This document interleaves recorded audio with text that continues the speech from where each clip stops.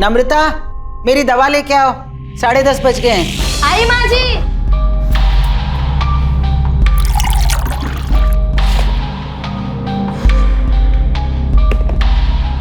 आज दवा देने में फिर देर कर दी। पता है डॉक्टर ने क्या कहा है कि ठीक 10:30 बजे दवा लेनी। जी माँ जी, ये लीजिए।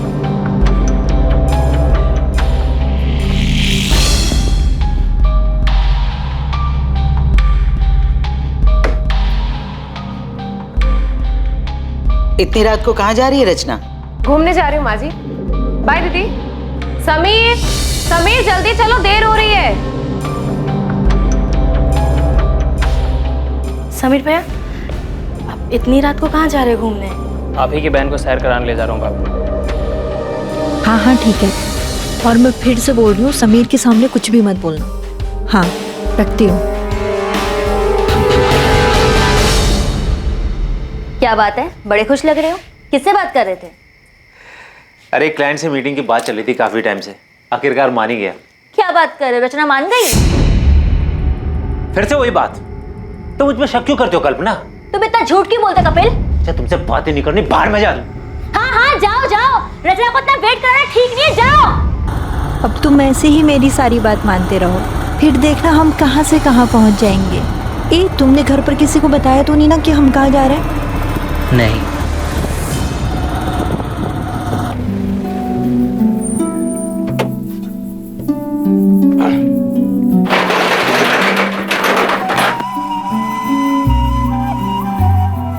समीर,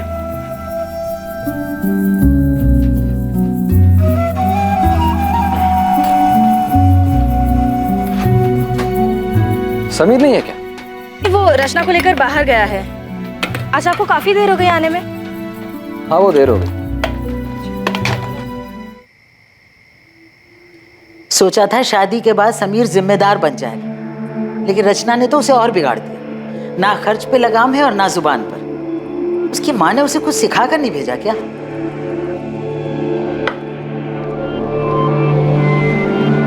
माँ बस भी करो। और वैसे भी समीर तो पहले से ही ऐसा है, उसने कब जिम्मेदारी उठाई? हाँ, लेकिन रचना को उसे समझाना चाहिए ना। अब तक दोनों घर नहीं लौटे। मैंने बेटा, उसका वो दोस्त है ना मनु, उसे फोन कर, उससे पूछ, कुछ पता तो लगे दोनों कहाँ गए हैं। अब इतनी रात को क्या फोन करूँ माँ? और ये कोई नई बात तो है नहीं, आ जाएंगे वो। दोनों के फोन बंद आ रहे हैं, तू पता कर, वरना मुझे नींद नहीं आएगी।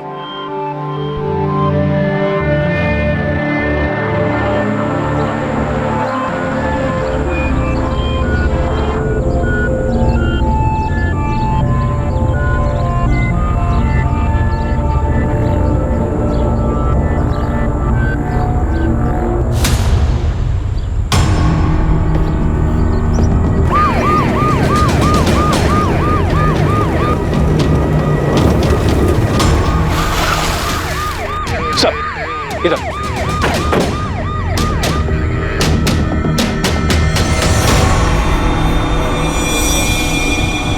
वॉलेट, ना कोई आईडी प्रूफ, फोन भी नहीं। मारने वाला वॉलेट ले गया, लेकिन नोटों की गड्डी यहीं छोड़ दी। मर्डर पैसों के लिए नहीं हुआ। आप लोगों में से सबसे पहले लाश किसने देखी थी? जी सर, लाश को सबसे पहले मैंने देखा। किसी को आते जाते देखा है? नहीं सर, बस ये देखा और मैंने आपको फोन।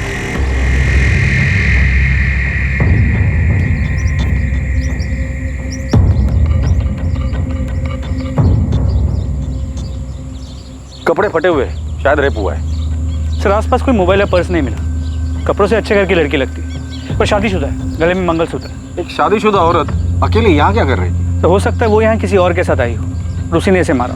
एक शादीशुदा जोड़ा घर से एक साथ निकलता है और कुछ घंटों बाद अलग अलग शहरों से दोनों की लाशें बरामद होती हैं और दोनों जगहों की पुलिस को एक दूसरे के मर्डर केस के बारे में कोई खबर नहीं थी। इस जोड़े की हत्या के पीछे क्या मकसद था? रफ्तार से आगे बढ़ रही इनकी जिंदगी पर मौत की लगाम आखिर किसने और क्यों लगाई थी?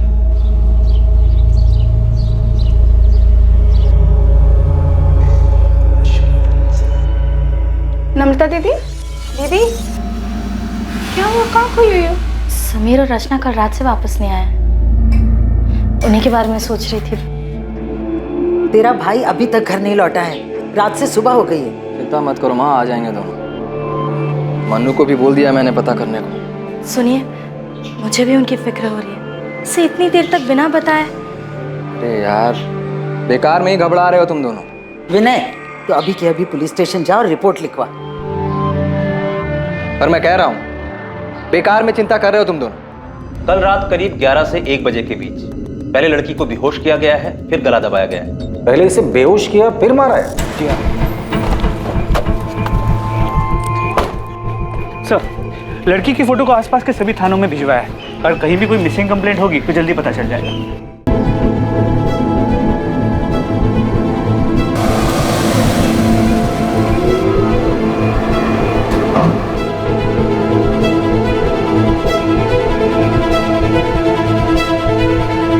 पृथ्वी बेटा, आज शाम को तैयार है।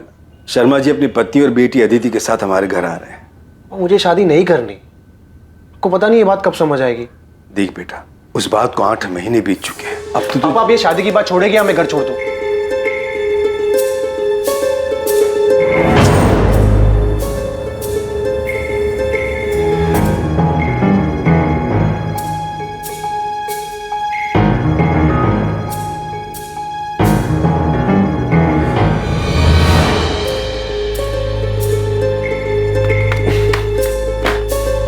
विनय भैया पुलिस स्टेशन गए हैं शिकायत लिखवाने। हाँ मनु बेटा, समीर और रचना कल रात से घर नहीं लौटे। उन दोनों के फोन भी बंद आ रहे। मनु, समीर ने तुम्हें कुछ बताया था क्या कि वो कहाँ जाने वाले हैं? नहीं भाभी, समीर ने तो इस बारे में मुझे बिल्कुल कुछ भी नहीं हुआ। आज के बाद दोबारा ऐसा घटिया मजाक किया ना तो जान से मार दूं।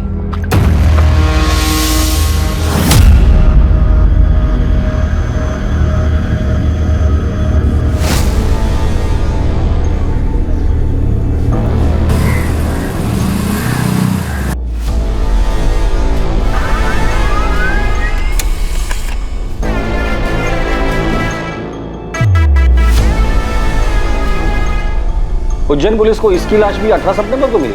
जी सर, इस लड़के की भी कोई आइडेंटिफिकेशन नहीं मिली, लेकिन हैरानी की बात यह है कि मौत का वक्त और मारने का तरीका बिल्कुल सेम है। हमें जिस लड़की की लाश मिली थी उस केस के डिटेल्स इस केस के डिटेल्स से काफी मैच करते हैं। उज्जैन के माधव चौक पुलिस स्टेशन के पीएसआई अनिरुद्ध से मेरी बात हुई।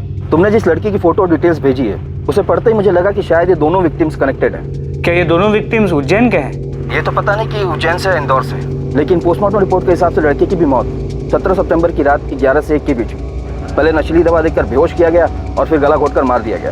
प्रशांत, इस लड़के की फोटो इंदौर के सभी पुलिस स्टेशन में सर्कुलेट कर दो और खबरियों को काम पर लगा दो। पुलिस और खबरियों ने इंदौर और उज्जैन में जगह जगह दोनों विक्टिम्स के बारे में पूछताछ की और जल्द ही उन्हें पता चल गया कि वो दोनों विक्टिम्स समीर शुक्ला और रचना शुक्ला थे।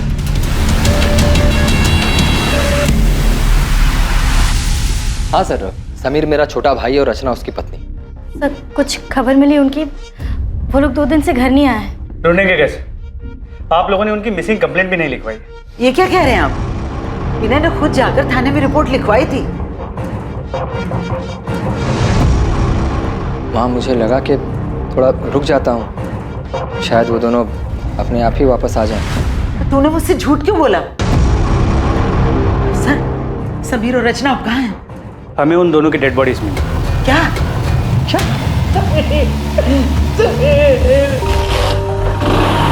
अरे समीर,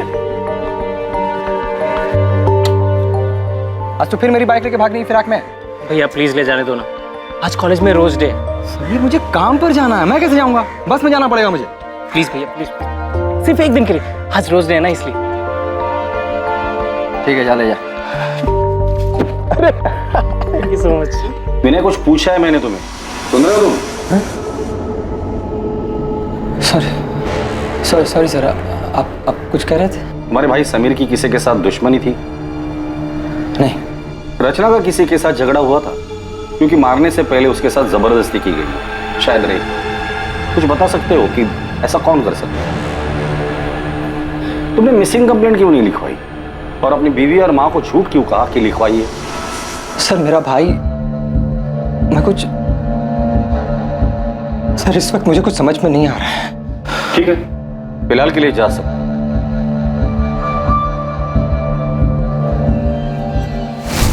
ये विनय वाकई में इतना प्यार करता था या एक्टिंग कर रहे हैं? ये समीर और रचना, इनका कत्ल एक ही तरीके से हुआ है, लेकिन इनकी डेड बॉडीज हमें अलग अलग शहरों में मिली। सर ये सब कुछ पूरे प्लानिंग से किया गया है और शायद एक से ज्यादा लोग शामिल हैं। ये शुक्ला परिवार के भाइयों के बीच रिश्ता कैसा था ये पता करो, क्योंकि अक्सर जब रिश्तों में लाइन क्रॉस होती है ना, न्यूज़पेपर की हेडलाइन बन जाती है।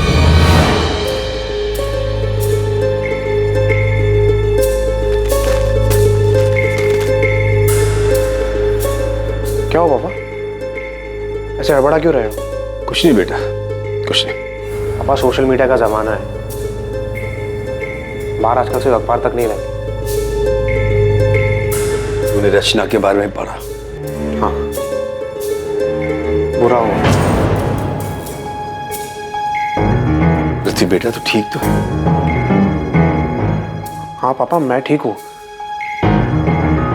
आप चाहते थे ना मैं अदिति से मिलूं, मैं तैयार हूँ। तुम्हें मेरी बात मान लेनी चाहिए थी रचना। ये सब नहीं होता। क्या हुआ?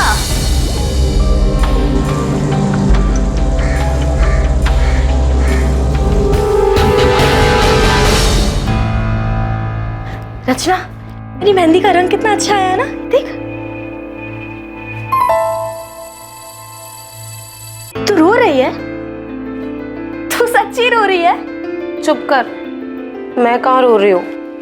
नहीं, तेरी तो सिर्फ आंखें लीक कर रही है ना?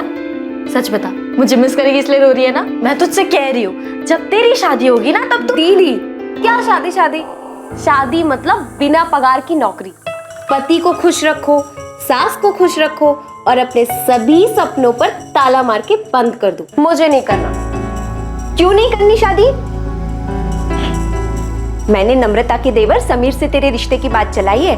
बहुत अच्छा लड़का है और तुझे पसंद भी करता है। माँ पसंद नहीं, पूरा लट्टू है रचना पर। देख रचना, मैं तुझे अभी समझा रही हूँ, तो सुधर जा। आसमान में नहीं जमीन पर रहना है हमें।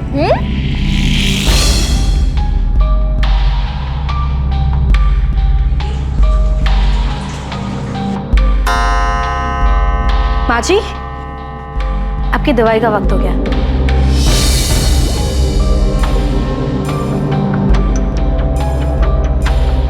मुझे समझ नहीं आ रहा, विनय ने मुझसे झूठ क्यों बोला?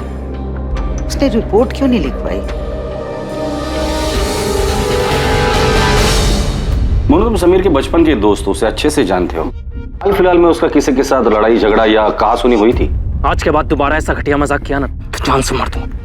नहीं सर, इस बारे में तो मैं कुछ नहीं जानता। लेकिन आपको एक बात बताना चाहता हूँ, समीर और विनय भैया के रिश्ते के बारे में। साहब, विनय भैया और समीर के बीच में पहले तो सब कुछ ठीक था, लेकिन 8 महीने पहले जब से समीर और रचना की शादी हुई तब से सब कुछ बदल गया।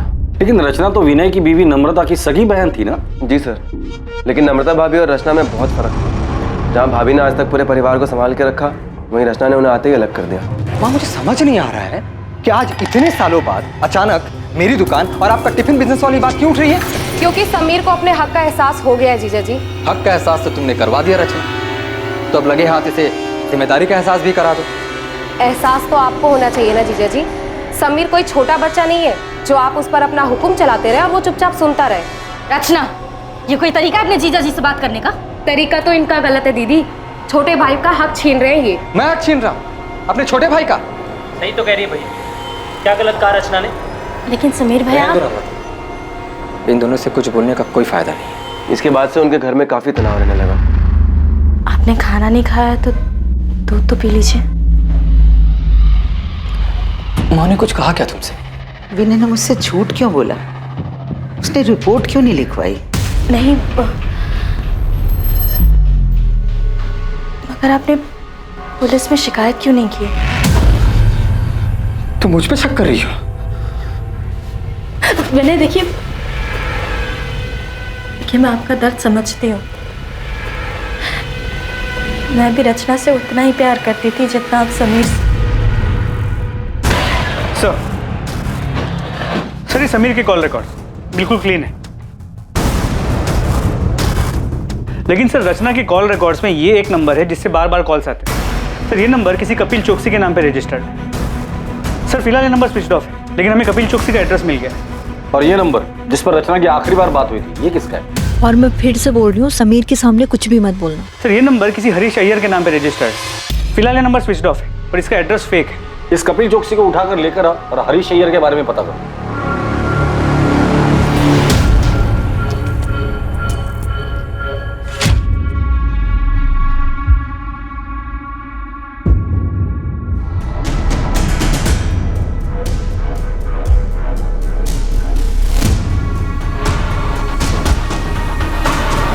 कल्पना, अच्छा यही होगा कि आप हमें सच सच बता दें कि आपके पति कपिल इस वक्त कहाँ है? सर मेरा उस आदमी के साथ कोई वास्ता नहीं है। कपिल क्या हुआ, इतना डरे हुए क्यों हो? हाँ, क्या किया तुमने? मैंने कुछ नहीं किया है। मैं भी तुम्हें कुछ नहीं बता सकता। अगर पुलिस रचना के बारे में पूछे तो पुलिस को बता देना कि मैं रचना के बारे में कुछ नहीं जानता। अब मुझे जाना होगा।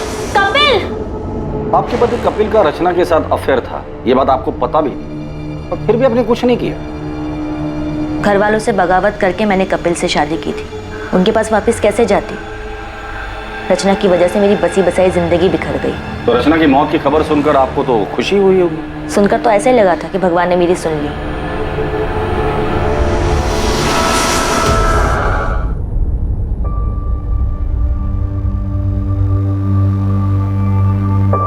मैं तुमसे प्यार करने लगा हूँ, शादी करोगे मुझसे?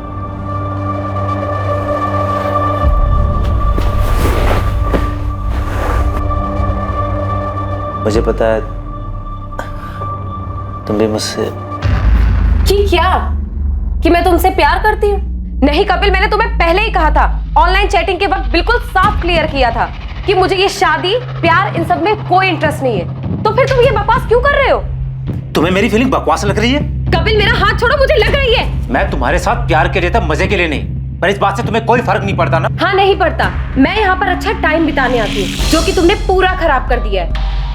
कपिल चौकसी, अफेयर? आप ये क्या कह रहे हैं? आप किसी हरीश अय्यर को जानती हैं? रचना के मर्डर से पहले आखिरी बार उसने इसी से बात की। मैं किसी हरीश अय्यर को नहीं जानती। कौन है ये?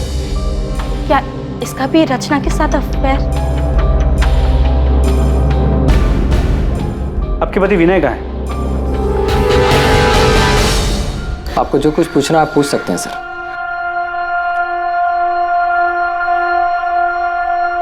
नम्रता, उस रात विनय काफी देर से घर लौटा था ना?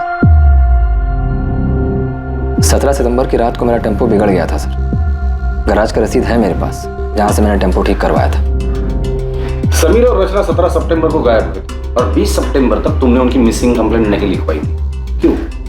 क्योंकि समीर की शादी के बाद ऐसा 2-3 बार पहले भी हो चुका था। समीर और रचना अक्सर बिना बताए घूमने चले जाते थे।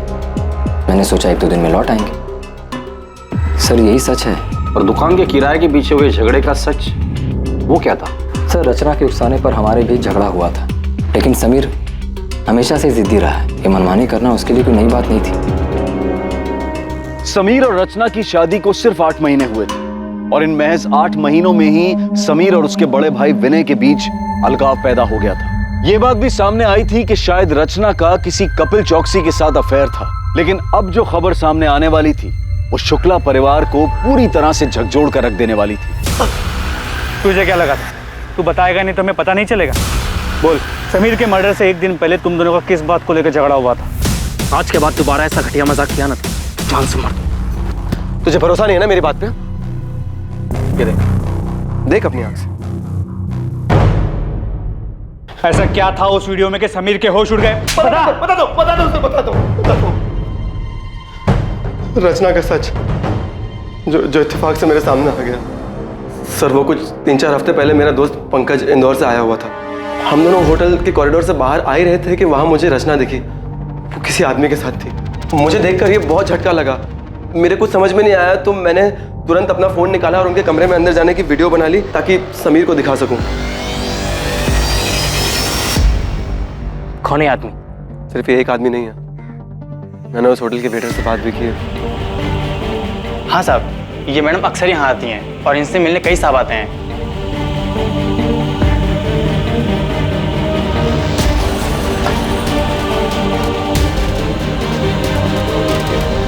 मुझे काफ़ी दिन तक समीर को सच बताने की हिम्मत ही नहीं हुई, लेकिन फिर मैंने सोचा कि उसे सच बताना भी ज़रूरी है, तो मैंने उसे 16 सितंबर को सब सच बता दिया।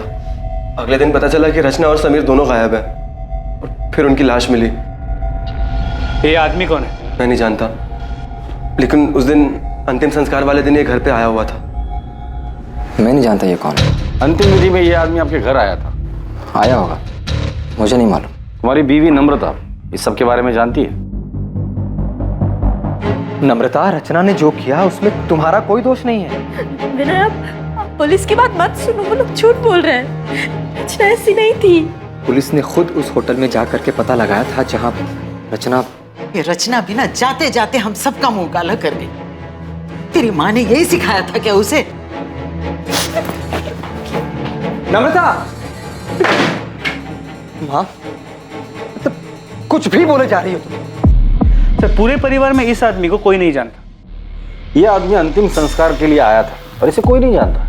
अजीब बात है। रचना के कॉल रिकॉर्ड्स में कपिल चौकसी और हरीश अय्यर के अलावा और कोई सस्पिशियस नंबर नहीं मिला है। लेकिन रचना से मिलने उस होटल में कई लोग आते थे, तो हो सकता है कि उसके पास कोई दूसरा नंबर। रचना के इस दूसरे रूप के बारे में सच में कोई नहीं जानता। ऐसे कैसे?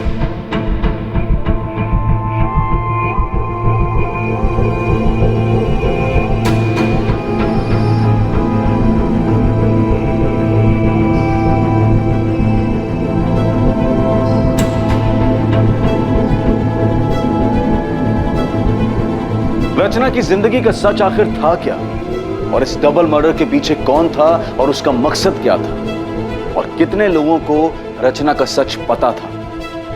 मंगल, हरीश, विनय, कपिल, क्या इतने ही लोग थे जिन्हें रचना ने चोट पहुंचाई थी, या फिर इस लिस्ट में और भी नाम शामिल होने वाले थे?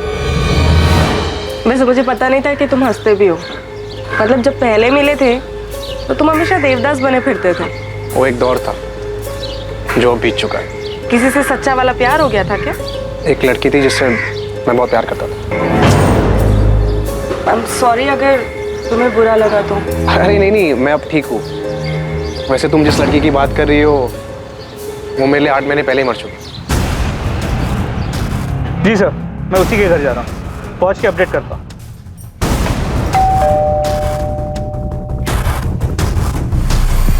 अंदर कमरे में है। बोल। सर, मैंने रचना को नहीं मारा।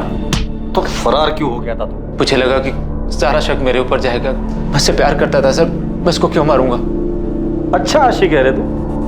जब तुझे पता चला कि तेरे माशूका के और भी आशिक है तो तूने उसे और उसके पति दोनों को मार डाला। सर, मुझे इसके बारे में कुछ नहीं पता है सर। मैं तो उससे शादी करना चाहता था, वो भी राजी थी सर। शादी करोगे मुझसे?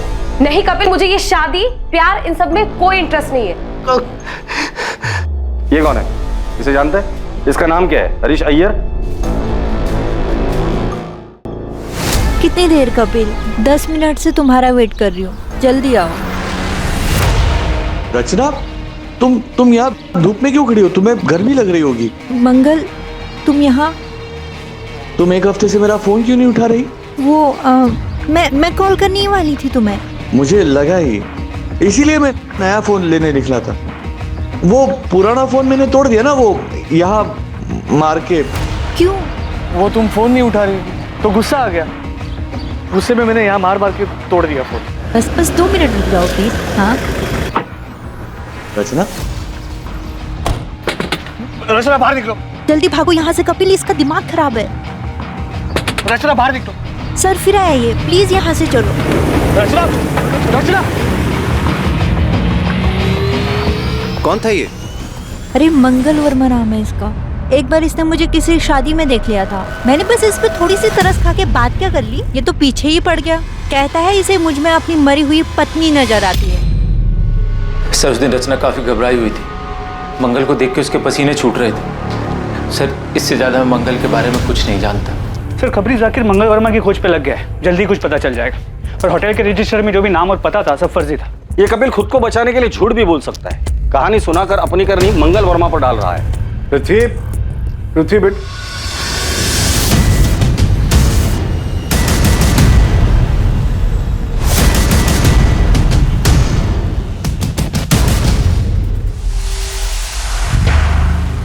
मुझे लगा तू रचना को भूल चुका। भूल चुका हूँ मैं पापा। शायद वो ऐसे ही खुल गया होगा। कुछ काम था आपको? मैं तो यहाँ अदिति के साथ तेरी शादी की बात करने आया था। और तू? वो मुझे अदिति पसंद नहीं आई। मैं शादी नहीं कर सकता उसके साथ। साहब ये मंगल वर्मा है ना, साहब ये बलबीर नगर में रहता है। नियति अपार्टमेंट्स करके बिल्डिंग है, वहीं रहता है।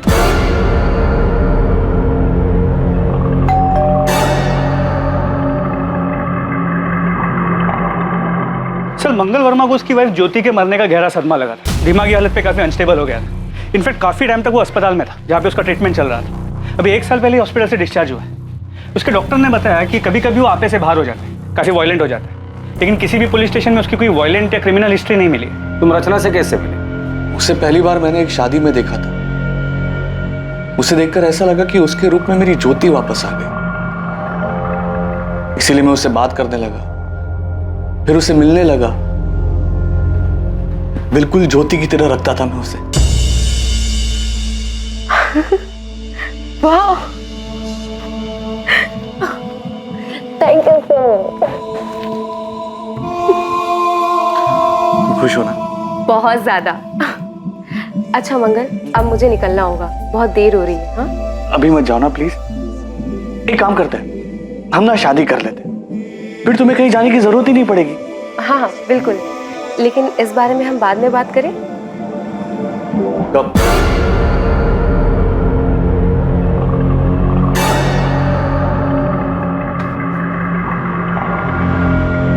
पिछले 1 महीने से तुम यही बात की। क्या क्या प्रॉब्लम क्या है? तुम्हारी जिंदगी में कोई और है, तुम मुझसे प्यार नहीं करती, छोड़ना चाहती हो मुझे? नहीं, तुम धोखा नहीं दे सकती। रचना तुम मेरी बीवी हो, सिर्फ मेरी बीवी हो रचना। मंगल मंगल मंगल क्या कर रहे हो? मंगल मंगल मंगल मेरी बात सुनो मंगल, इसे फेंक दो मंगल। शादी करोगी मुझसे वरना? मंगल, मेरे जीजा जी और मेरी बहन अभी घर से बाहर गए, वो जैसे ही आएंगे ना मैं उनसे बात करूंगी। अब अभी ये कांच मुझे दे दो, हाँ प्लीज।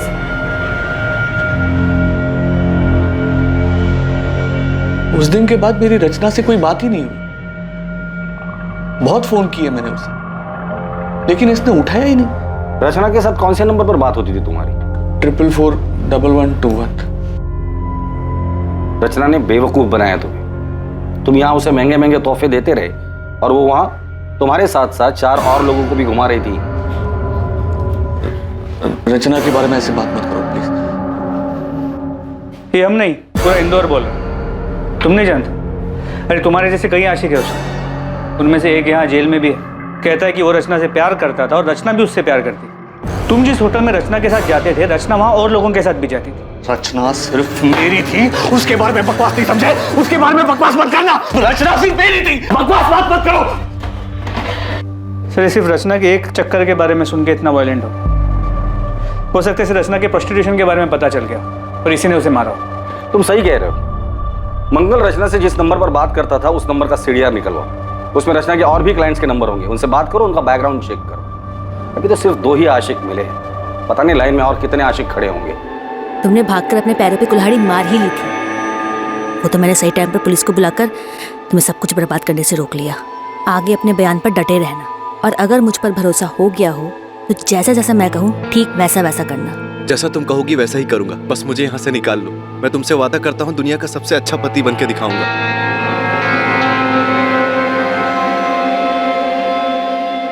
तीर निशाने पे लगा, वो बहुत डरा हुआ है, कह रहा जैसा मैं कहूंगी वैसा ही करेगा। हाँ ओके, शायद रचना की मौत मेरी जिंदगी बना दे। साहब, कोई बाइक पसंद आई? ऐसी फटीचर बाइक लेने से मैं कोई साइकिल ले लूंगा। कोई अच्छी है तो बता। अरे साहब, एकदम नई और ताजा माल आया है साहब, आप इसको देखो एक बार। ये अच्छी है। पेपर्स कब तक बनाएगा? पेपर सब बन जाएंगे, बस आप पसंद करो, मैं नंबर बदल देता हूँ। चल मेरे साथ, तुझे जेल में नया कैदी नंबर देता। बोल। साहब माफ कर दो साहब, कसम खाते हैं हमें उसका नाम नहीं मालूम साहब। हम चोरी गाड़ी जरूर खरीदते लेकिन उनका नाम पता नहीं पूछते हैं साहब। कल तो याद होगी ना तुझे? स्केच आर्टिस्ट को बुलाकर इससे स्केच बनवा लेना, और इसे अगर शक्ल याद नहीं होगी ना तो इसकी शक्ल बिगाड़ देना।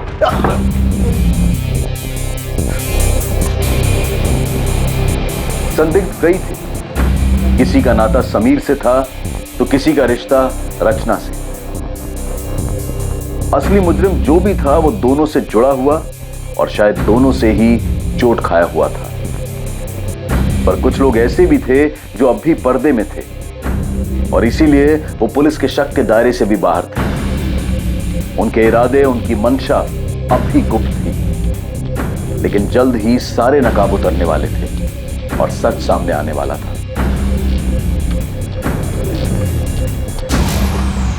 माँ, कहाँ जा रही हो?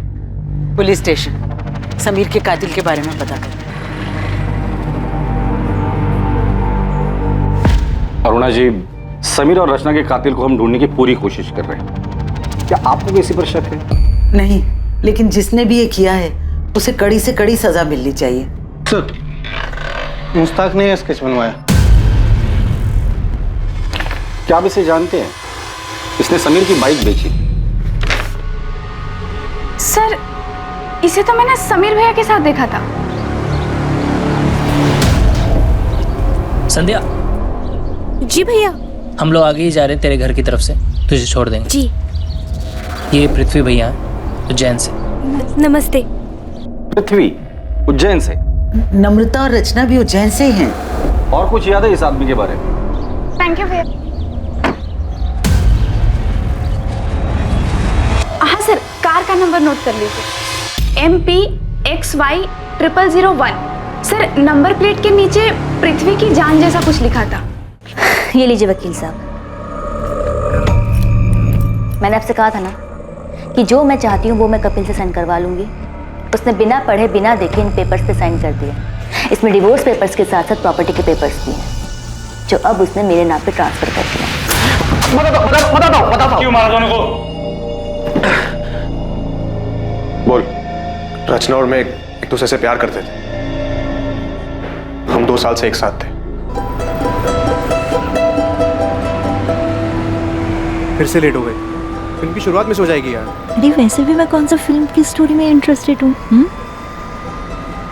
चलें, पॉपकॉर्न भी लेना है।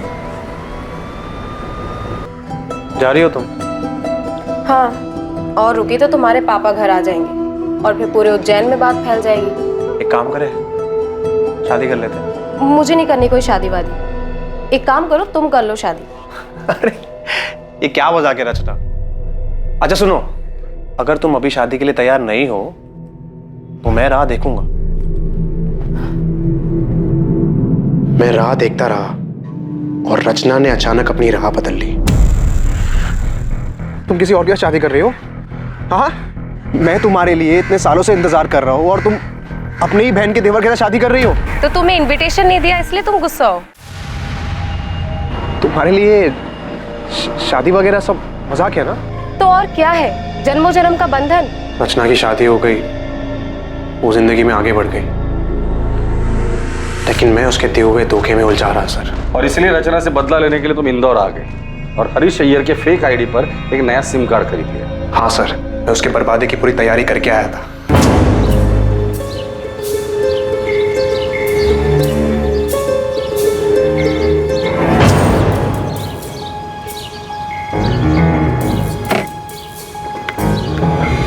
अरे पृथ्वी, तुम यहाँ? और वाह, क्या रूप है। बाय द वे, ये समीर है, मेरे पति। हाय पृथ्वी।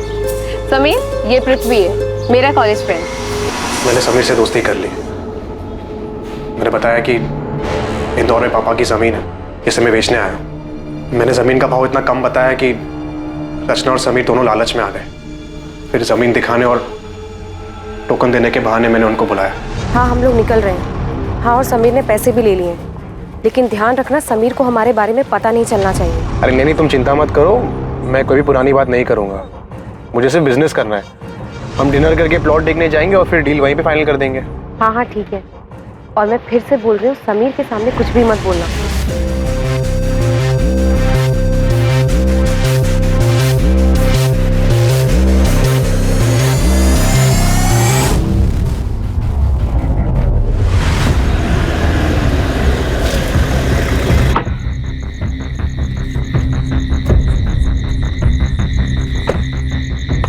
समीर, समीर चल। ये कहाँ है? संभाल के, थोड़ा ही आगे है प्लॉट। रचना? हाँ रचना आएगी पीछे से, आ जा।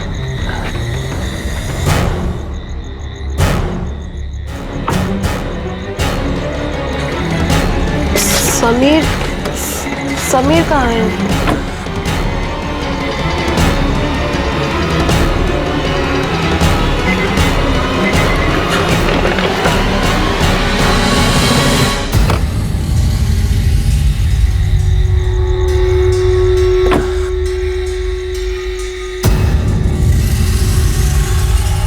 मैंने समीर की लाश वही उज्जैन में छोड़ दी और रचना की लाश मैंने इंदौर में आके फेंक दी। दोनों के फोन मैंने तोड़ के नाले में फेंक दिए और अगले दिन समीर की बाइक ढाबे से उठा ली। पृथ्वी, ये सब करके क्या मिला तुझे? मिला सर, बदला मिला।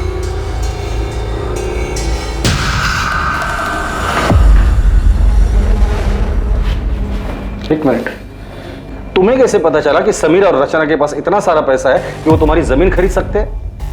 सच सच बता, ये सारी प्लानिंग तूने अकेले नहीं की थी? सर मुझे बताया गया था कि उनको दुकान का किराया मिलता है, वो कहाँ जाते हैं, कहाँ घूमते हैं, इन सब की डिटेल बताई गई थी। सच सच बता दे, कौन है इस केस का मास्टरमाइंड? सर, ये पृथ्वी सच कह रहा है या अपना किया किसी और के सर पे डाल रहा है? अगर ये पृथ्वी झूठ बोल रहा है तो हमारे पास कोई सबूत नहीं, लेकिन अगर ये पृथ्वी सच भी बोल रहा है तो हमें उसका कन्फेशन चाहिए होगा। लेकिन मुझे लग रहा है कि ये पृथ्वी हमारे साथ खेल खेल रहा है। सच जानने के लिए हम भी खेल खेलते, उठा दे उसको। पृथ्वी ने सब कबूल कर लिया, तेरी बारी है। अरे मैंने कुछ नहीं किया सर। सर मेरे पति ऐसा नहीं कर सकते। पृथ्वी ने खुद विनय का नाम लिया है। झूठ बोल रहा है पृथ्वी, मेरे पति ऐसा कर ही नहीं सकते। आपके सामने ही आपके पति से हम सच उगलवाते हैं। चलिए बोल, चल बोल। विनय, विनय आप ठीक है ना? उन्होंने आपको कुछ किया तो नहीं? अब तक तो कुछ नहीं किया है, लेकिन आगे का वादा नहीं कर सकते। बेहतर यही होगा कि तू सच बता दे। मैंने कुछ नहीं। तू ऐसे नहीं बोलेगा, लगता है सच उगलवाने की स्पेशल ट्रीटमेंट तुझे देनी ही पड़ेगी। सर मेरा मैंने मरवाया रचना और समीर, इन्हें कुछ नहीं पता, इन्होंने कुछ नहीं किया। ये तो क्या कह रही है नम्रता? सच बोल रही है वो। सारा सच हम पहले से ही जानते थे, बस वही सारा सच हम तुम्हारे मुंह से सुनना चाहते थे, इसीलिए तुम्हारे पति विनय को पकड़ने का नाटक हम लोगों ने किया था। सारी कहानी बताओ, सारा प्लान बताओ। सारा प्लान मेरा था। मैं नहीं चाहती थी कि रचना और समीर जिंदा बचे, पर इसके लिए मुझे किसी की मदद की जरूरत थी। तुम्हारा ध्यान कहाँ था? नहीं था।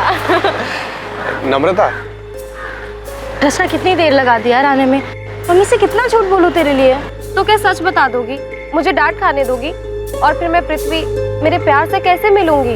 नहीं ऐसे नहीं है दीदी, अगर ऐसा नहीं है तो फिर हम कल का भी प्लान बना ले। आप संभाल लोगी ना? हाँ संभाल लूंगी, तू नाटक बंद कर। नम्रता थैंक यू सो मच। अगर तुम नहीं होती तो मैं ऐसे रोज मिल भी नहीं पाता।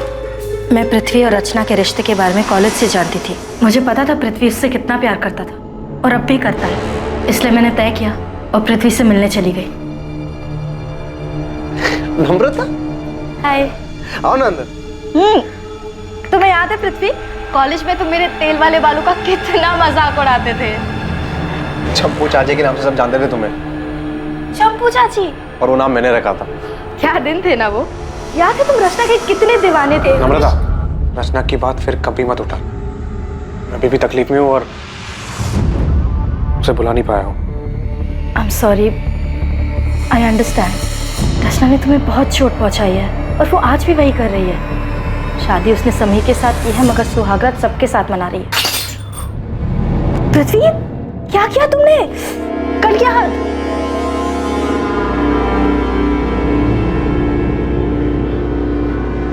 रचना का नाम मेरे सामने कभी मत लेना। बहुत मुश्किल से उसे भूलने की कोशिश कर रहा हूँ। पापा भी चाहते हैं कि मेरी शादी अदिति से हो जाए और वो लड़की भी अच्छी है, बस मेरा मन नहीं कर रहा। मैं जानती हूँ कि रचना ने तुम्हें बहुत दुख दिया है, मगर सच कहूँ तो रचना पहले से ही बहुत सेल्फिश थी। उसने कभी किसी के बारे में नहीं सोचा और उसने तुम्हारे साथ जो किया है उसके बाद तो शायद तुम हमेशा तकलीफ में रहोगे, कभी मूव ऑन नहीं कर पाओगे। लेकिन तुम ये सब मुझे क्यों कह रही हो? क्योंकि मैं खुद तकलीफ में हूँ। मैं बस चाहती हूँ कि रचना समझे कि वो इस तरह लोगों के साथ खिलवाड़ नहीं कर सकती। पृथ्वी, तुम रचना को मार डालो। क्या? देखो, उसने तुम्हारे साथ जो किया है और वो बाकी कई लोगों के साथ कर रही है, वो सही नहीं है। उसे रोकना होगा। मैं मानता हूं कि मुझे रचना पे बहुत गुस्सा है और उसको मारने से ही मुझे सुकून मिलेगा, लेकिन सिर्फ सुकून के लिए मार दूं? पूरा रिस्क मेरा और फायदा सिर्फ तुम्हारा हो रहा है, मेरा कुछ फायदा नहीं हो रहा है यहाँ पे। तुम्हें मुझसे जो फायदा उठाना उठा, बस रचना और समीर को मार डालो। तुमने रचना को मारने का प्लान सिर्फ इसलिए किया था क्योंकि तुम्हें लगा था कि रचना की हरकतों की वजह से तुम्हारा घर टूट सकता है। मुझे उसके अफेयर के बारे में पहले से ही मालूम था, मगर जब मुझे पता चला कि वो किस हद तक गिर चुकी है तो मैं हिल ही गई। वो किसी के साथ भी सो रही थी और उसके बदले में उसके क्लाइंट्स से। रचना प्रोस्टिट्यूशन में है, ये बात तुम्हें पहले से ही पता थी? मेरी टिफिन सर्विस की हेल्पर संध्या, उसका पति उसी होटल में काम करता था जहाँ रचना जाके। मैंने रचना को कई बार समझाने की कोशिश की। हाँ, धंधा करती हूँ। धंधा तो सभी करते हैं ना दीदी, आप भी तो टिफिन का धंधा करती हैं। पेट की भूख मिटाती हैं और मैं शरीर की, और इसमें साथ साथ कमाई होती है दीदी, वो अलग। हे भगवान, रचना तो कितनी बेशर्म हो गई है। अगर समीर को पता चला तो, बाकी घर वालों को पता चला तो क्या दीदी, तब की तब देख लेंगे ना। और वैसे भी समीर से कहीं बेहतर मिल जाएंगे मुझे। रचना, तेरे साथ साथ मेरा भी नाम जुड़ा हुआ है। तेरी हरकतों की वजह से मेरा घर टूट जाएगा। अरे हमारे परिवार की बदनामी होगी सो अलग। रचना, माँ को मरे 1 साल भी नहीं हुआ है, सोचो कि आत्मा को कितनी ठेस पहुंचेगी। अरे दीदी, आप किन बातों को लेकर बैठ गई हो? ये समाज वमाज कुछ नहीं होता है। लोग सिर्फ 4 दिन बातें करेंगे, उसके बाद आगे बढ़ जाएंगे, लेकिन जिंदगी दीदी एक ही है। और मैं अपनी जिंदगी अपने मन मुताबिक जीना चाहती हूँ, अपनी मर्जी से। रचना समझ ही नहीं रही थी। वो घर, परिवार, समाज किसी के बारे में नहीं सोचना चाहती थी, बस अपने मन की करना चाहती थी, जैसे वो बचपन से करती आ रही थी। मगर अब बस बहुत हो चुका था। मैं उसे अपना घर उजाड़ने नहीं दे सकती थी। लेकिन समीर को क्यों मरवाया? पूरा किराया देकर आपने कोई एहसान नहीं किया मुझे। वैसे भी वो मेरा हक है जो पिछले कई सालों से आप मुझसे छीनते आ रहे हैं। मैं छीनते आ रहा हूँ? मैं छीनते आ रहा हूँ? हाँ, तुम।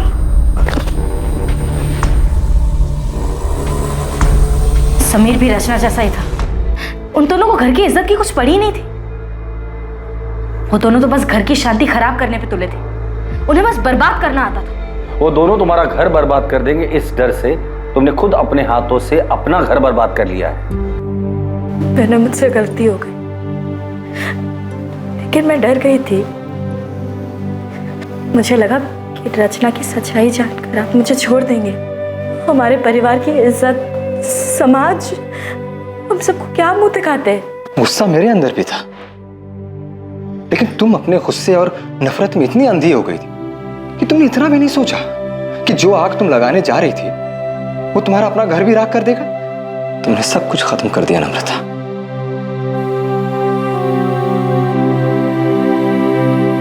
नम्रता शुक्ला और पृथ्वी त्यागी पर आईपीसी की धारा 302 के तहत हत्या के लिए और धारा 120 के तहत साजिश के चार्जेस लगाए गए।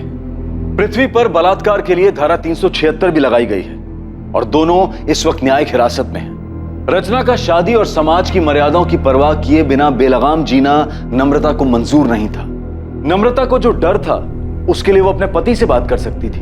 कई बार गलत ख्याल हम पर हावी हो जाता है, लेकिन किसी अपने से, किसी करीबी से बात करने से हम वो गलत कदम उठाने से बच सकते हैं। देखते हैं हमारे आज के एपिसोड की दूसरी कहानी।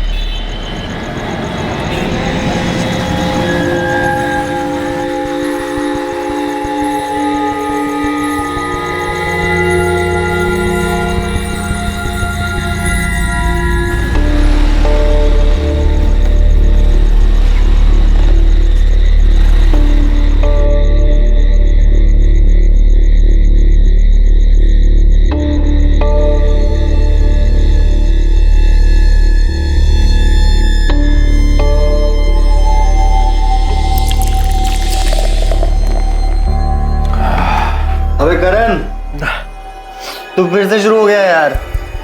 हमने डिसाइड किया था ना कि अब से सिर्फ दारू पार्टी। अबे राजवीर, कुछ बोलना यार इसे। अरे तेजपाल यार चिल मार, नशा क्यों खराब कर रहा है? और तेरी दारू तो क्या, दुनिया का कोई भी नशा इसकी बराबरी नहीं कर सकता। यकीन नहीं आता तो ट्राई करके देख ले। तेरे को जो ठीक लगता है कर, तेरे को वैसे भी किसी की सुननी तो है नहीं। अबे तेजपाल, अबे जाने देना उसे, जिंदगी के मजे लेने दे और तू अपनी दारू के मजे ले।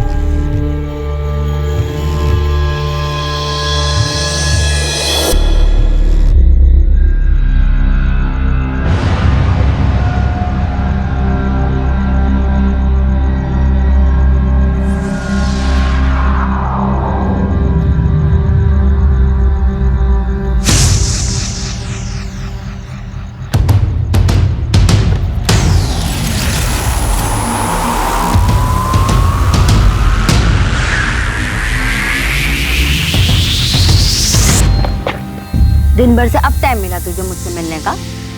मेरे लिए तो टाइम ही टाइम है। चुप कर, झूठ ना बोल तू। वो तो मैंने तुझे फोन करके बुलाया, नहीं तो अभी तू पार्टी कर रहा होता अपने दोस्तों के साथ। बातें सुनाने को बोला, क्यों टाइम वेस्ट कर?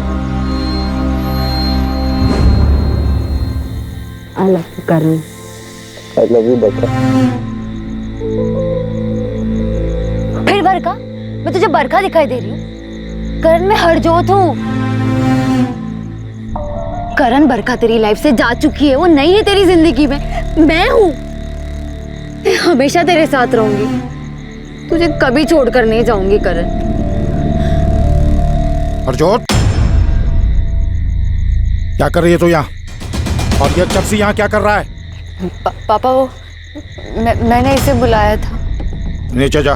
पापा, पर अब कुछ मत करना इसके साथ पापा, अब मेरी कसम। ठीक है, नहीं करूंगा। जा नीचे जा।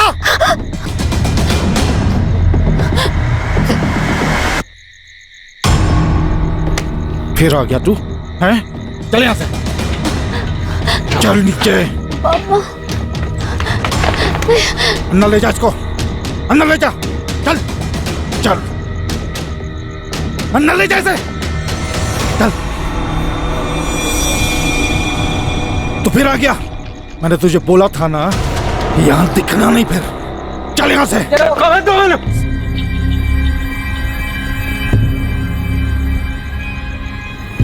करण, उठ पते, क्या हो गया? उठ जा। जी, संभाल लो इसनो। और पानी सर के ऊपर से जा चुका है। तुम्हारा ये चर्सी और निकम्मा बेटा मेरी बेटी की जिंदगी बर्बाद कर रहा है, मेरी इज्जत नाल खेल रहा है। माफ करना वीर जी, मैं मानती हूँ मेरा करण गलत है, लेकिन आपकी हरजोत, उसे भी तो रोको ना। क्यों बुलाती है वो मेरे बेटे को? संभल के बोलना। बहकाया इसने उसको। अब की बार तो हाथ ही उठाया, अगली बार अपने आप को रोकूंगा नहीं, मार डालूंगा ऐसे।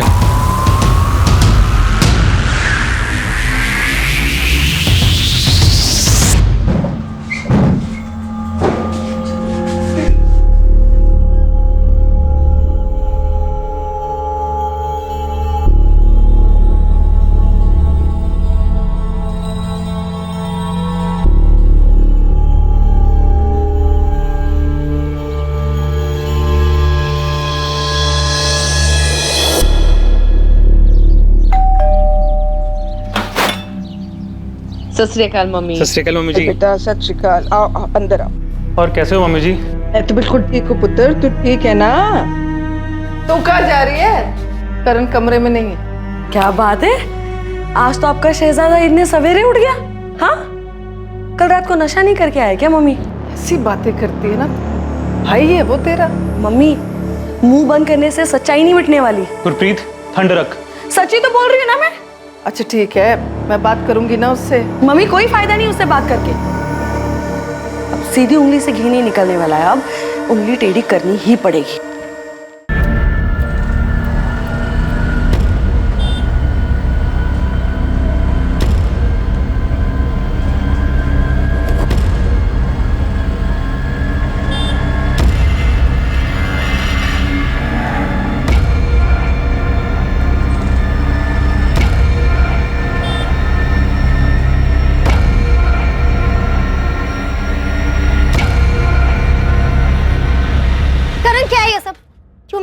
रहा है?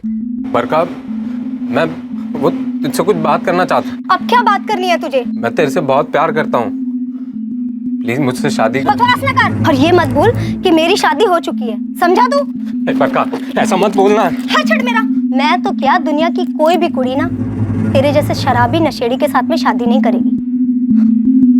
बहुत कुछ जानती है ना मेरे बारे में, तो मैं भी तेरे बारे में बहुत कुछ जानता हूँ। पिछले 5 साल से अपने पति और अपनी फैमिली के पीठ पीछे जो कुछ कर रही है ना, सब जानता हूँ मैं। अगर मैंने तेरे पति और तेरी फैमिली को बता दिया तो कितनी बेइज्जती होगी तेरी। तू मुझे ब्लैकमेल कर रहा है? नहीं नहीं, मैं तुझे ब्लैकमेल क्यों करूंगा? मैं तो तेरे से प्यार करता हूँ, इसलिए बोल रहा हूँ कि सोच ले मेरे बारे में, नहीं तो तुझे पता है क्या कर सकता हूँ ना मैं।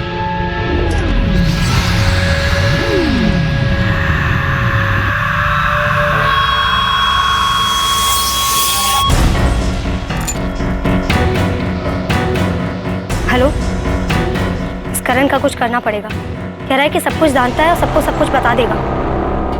कैसा है करण? करण, तेरे जीजाजी कुछ पूछ रहे तुझसे। तो क्या करूं? मेरा जवाब देने का मन नहीं है। करण, बदतमीजी ना कर। नशा के तेरे सर पे चढ़ गया, जो बड़ों से बात करने की तमीज भूल गया तू। तेरे जैसे बड़े ना बहुत देखे मैंने। अरे कैसी बातें कर रहा है? बड़ी बहन है वो तेरी।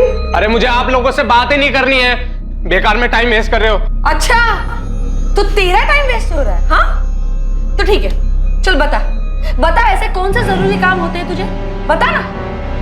मैं बताऊं? आधी रात कुड़ियों के घर में घुसना और फिर उनके बाप से मार खाना, ये काम होते हैं तेरे। क्यों आती है तू यहाँ? निकल अभी क्या? अभी चुप, ये घर तेरे नाम पे नहीं है जो तू इतनी अकड़ दिखा रहा है मुझे। अच्छा, अब समझा मैं।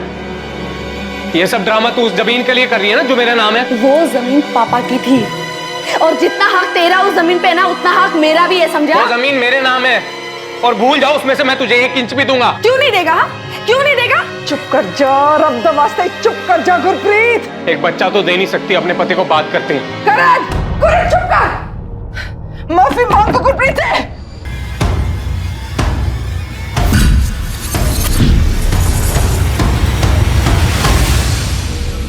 नशे के आदी होकर दुनिया में लाखों लोग अपनी जान गंवा रहे हैं। क्या 25 साल का करण बाजवा भी उन्हीं में से एक होने वाला था? क्या था करण का भविष्य? क्या नशे की लत की अंधेरी गुफा में कोई नई किरण दिखाई देने वाली थी, या फिर यह अंधेरा ही उसके जीवन का अंत था?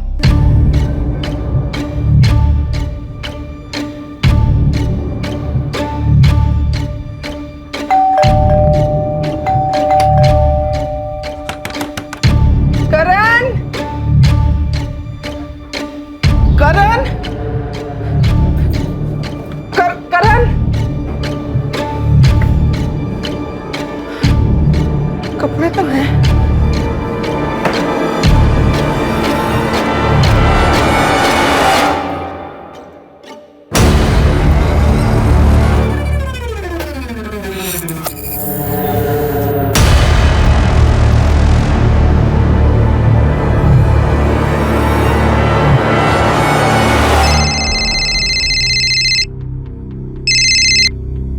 हेलो, सत श्री अकाल आंटी जी।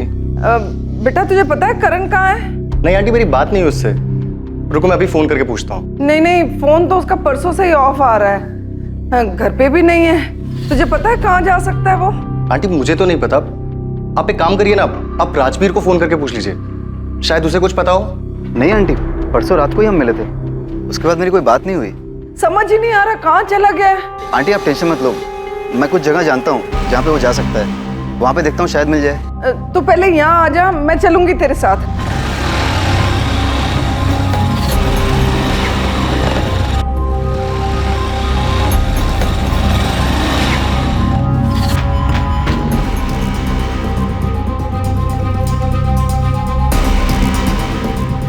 सागर, सागर, सागर, पिछले 2 दिन में तूने करण को कहीं देखा है?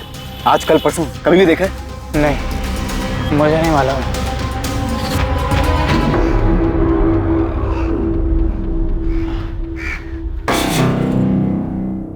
करण मुझे बगैर बताए ऐसे कहीं नहीं जाता था। उसे कुछ हो तो नहीं गया? मुझे कुछ ठीक नहीं लग रहा है। आंटी आप डरिए मत, वो एकदम ठीक होगा, बिल्कुल चिंता मत कीजिए। ये सब देख के मुझे बिल्कुल ठीक नहीं लग रहा बेटा। पुलिस के पास चले। हाँ आंटी, चलने में कुछ नहीं है, पर मुझे लगता है आपको गुरप्रीत जी और जीजा जी के साथ जाना चाहिए।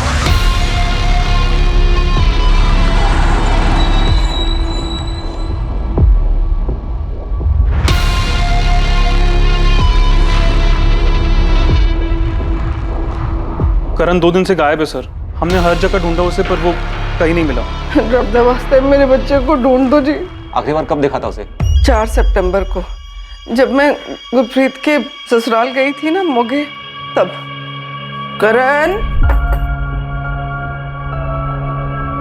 मैं जरा 2 दिन के लिए मोगे जा रही हूँ गुरप्रीत के पास। उसकी तबीयत ठीक नहीं है, आ जाऊंगी। जरा अपना ध्यान रखना। हाँ भी कुछ हाँ, पैसे चाहिए। कितने? 10,000। इतने पैसे क्यों चाहिए? कुछ काम है। क्या काम है? 2 दिन पहले वो रेंट के पैसे उठाए थे ना, कहाँ गए वो? नशे में?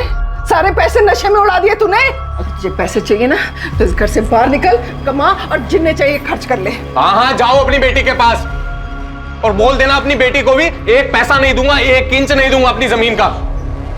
देख लूंगा सबको। मौका पहुंचते ही मैंने उसे फोन किया, लेकिन उसने फोन नहीं उठाया। मुझे लगा गुस्सा है, इसीलिए फोन नहीं उठा रहा है, बाद में उठा लेगा। लेकिन उसके बाद से तो उसका फोन ही बंद आ रहा है जी, परसों रात से। जिन्हें नंबर ते तुसी कॉल किया है वो अजे बंद है। गुरप्रीत, हाँ पुत्र, पहले कम से कम घंटी तो जा रही थी, अब तो फोन ही बंद हो गया। मम्मी, आप उसे बार बार फोन कर रहे हो, इसलिए तंग आके उसने फोन बंद कर दिया होगा। टेंशन ना लो। 7 तारीख को जब मैं घर वापस आई तो वो घर पे भी नहीं था। आपके बेटे को शराब या ड्रग्स की लत है? जी सर, वो शराब भी पीता है और ड्रग्स भी लेता है, एडिक्शन है उसे। बद्री, क्या हुआ, क्या मामला? सर, ये लोग मिसिंग कंप्लेन लिखवाने आए हैं। ये करण बाजवा 5 सितंबर की रात से गायब है। ये आपका बेटा है? हाँ जी, हाँ जी, परसों से गायब है जी। हम बहुत परेशान हैं। साहिब नगर में किसी को जानती हैं आप? साहिब नगर? क्या हुआ?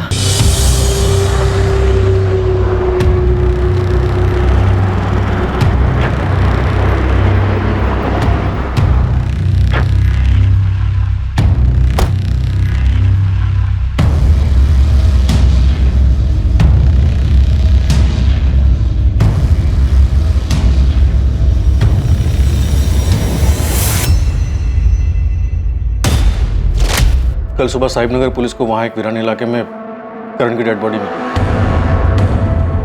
आप लोगों को डेड बॉडी की पहचान करनी होगी ताकि हम कार्यवाही आगे बढ़ा सकें। मम्मी,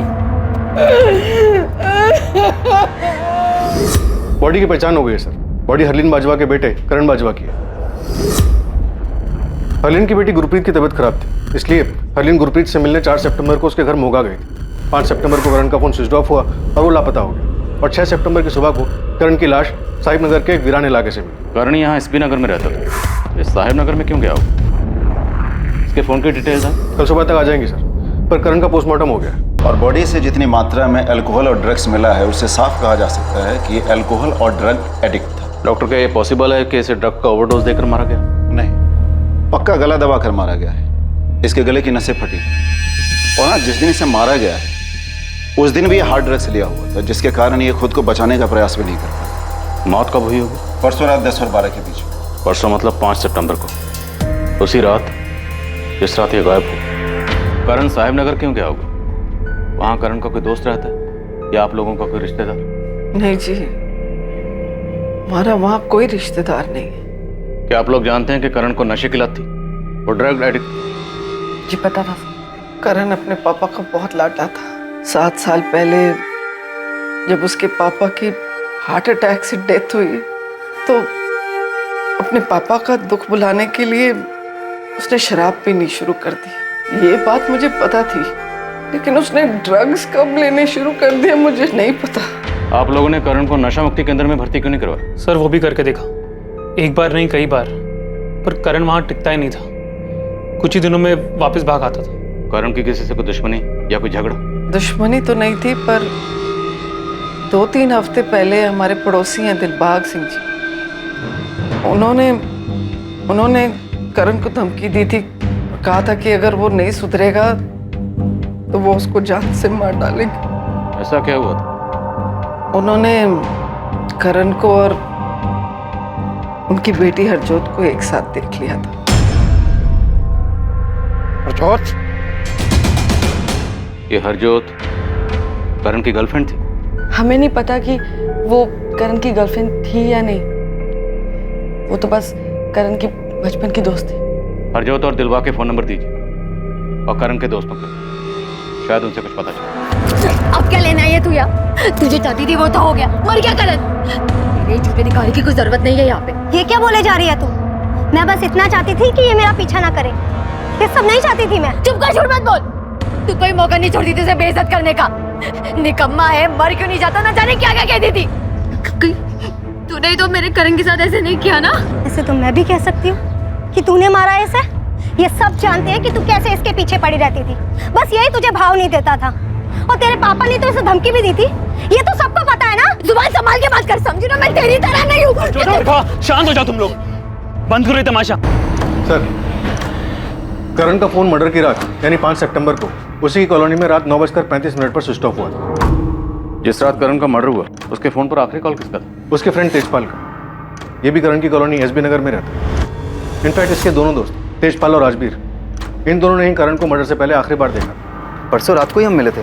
बुलाओ दोनों को, मैं बात करता हूँ और तुम पड़ोसियों से बात करो। करण जिस लेवल का नशा करता था, तो हो सकता है नशा करके उसने मोहल्ले में कई हंगामे किए हों, झगड़े किए, और अगर ऐसा है तो उसने किसी न किसी दुश्मनी जरूर मोल ली होगी। Right sir. और खबरें से कहो कि करण और उसकी फैमिली की सारी बैकग्राउंड खोद निकालो। सर, करण है ना बहुत अच्छा लड़का था, सबकी मदद करने वाला था, पर जब से उसने नशा करना शुरू किया बर्बादी हो गया।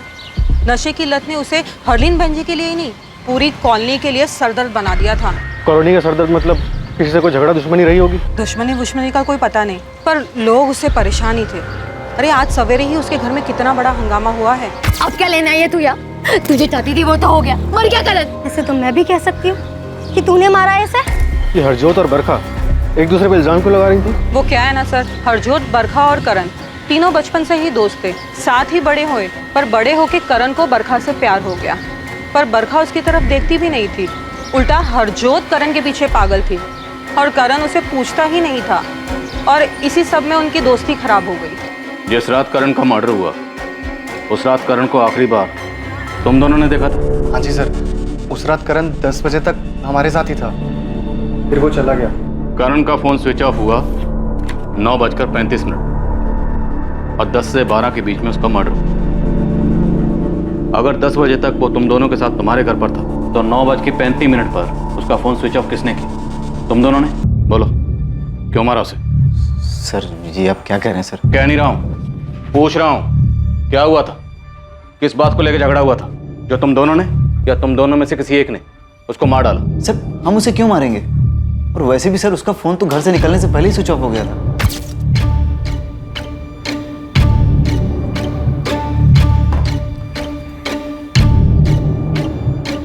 चलो मैं निकलता हूँ। इतनी जल्दी? हाँ यार, कुछ खाऊंगा फिर घर सोने चला जाऊंगा।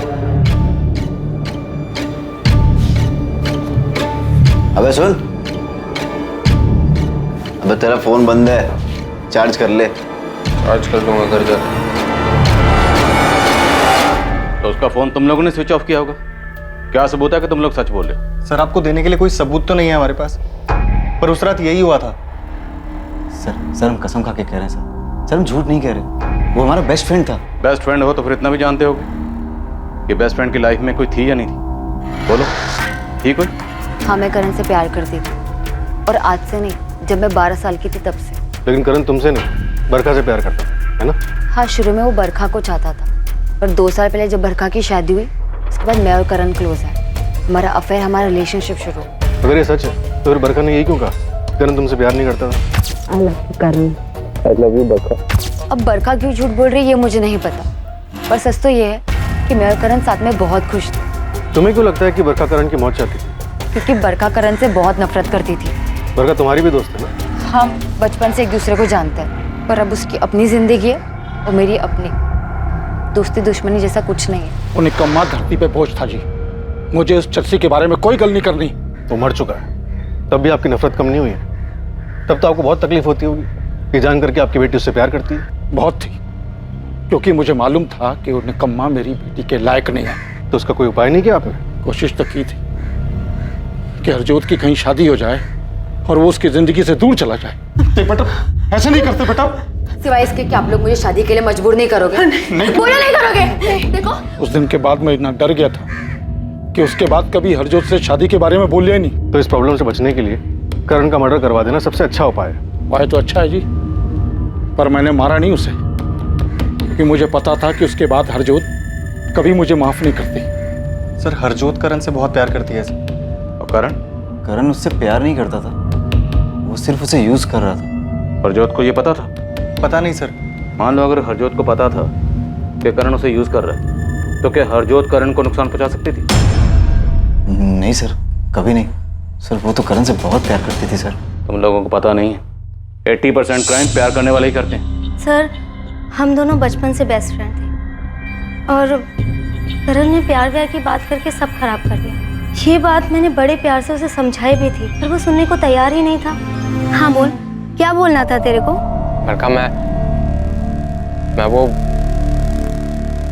तुमसे। देख करण, तुझे जो कुछ भी बोलना है ना जल्दी बोल। मुझे कॉलेज के लिए लेट हो रहा है, प्रोजेक्ट सबमिट करना है। बहुत प्यार करता हूँ मैं तुमसे और अपनी पूरी लाइफ तुम्हारे साथ बिताना चाहता हूँ। देख करण, हम बचपन से बेस्ट फ्रेंड हैं, पर सिर्फ फ्रेंड है। मैं तुझे बॉयफ्रेंड की तरह नहीं देख सकती यार। देख मैं भी तुझसे बहुत प्यार करती हूँ, पर सिर्फ फ्रेंड वाला। प्रॉब्लम क्या है मुझ में? करण तुझ में कोई प्रॉब्लम नहीं, तू बहुत अच्छा लड़का है। तुझे मुझसे भी ज्यादा अच्छी लड़की मिल सकती है, पर तुझे पता है ना कि मेरे पापा कैसे हैं। अगर उन्हें इस सब के बारे में पता चल गया तो घर में हंगामा हो जाएगा। लेकिन बरखा। करण प्लीज प्लीज मुझे अपने दिमाग से निकाल दे, हमारा कुछ नहीं हो सकता। सर मेरे इतने समझाने के बाद भी करण ने मेरी एक बात नहीं सुनी। उसने मुझे परेशान करना बंद नहीं किया, वो मेरा पीछा करने लगा। दिन ब दिन उसकी हरकतें बढ़ती ही जा रही थी सर, और एक दिन तो उसने हद ही कर दी। बरखा। करण तू यहाँ पे क्या कर रहा है? क्या हुआ, क्यों चिल्ला रहा है? कल मुझे आपसे बात करनी है। घुमा फिरा के नहीं कहूंगा, सीधे सीधे बोलता हूँ, मैं बरखा से प्यार करता हूँ। हमेशा खुश रखूंगा इसको मैं, और ये भी मुझसे उतना ही प्यार करती है, लेकिन आपके डर से बोलते नहीं है कभी। पापा ये झूठ बोल रहा है। मैं इससे कोई प्यार व्यार नहीं करती पापा।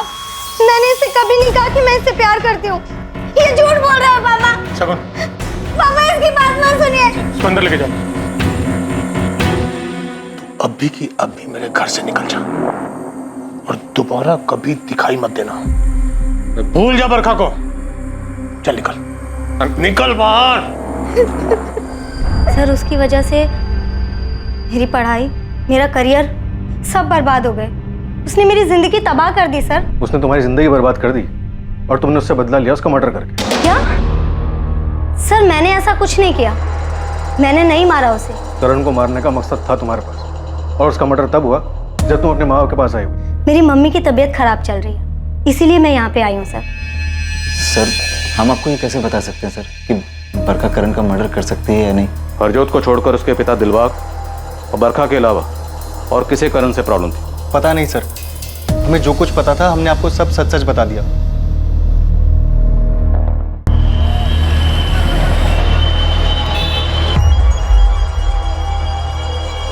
हेलो, हाँ बोलो। हाँ पुलिस आई थी यहाँ पे, पर उन्हें तुम्हारे बारे में कुछ पता नहीं है। हाँ मैंने सब संभाल लिया है।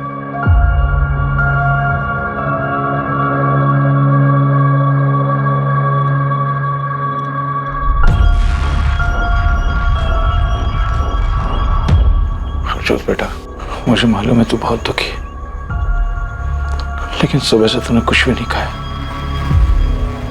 थोड़ा कुछ खा ले। वो निकम्मा, वो चसीकरण मर गया।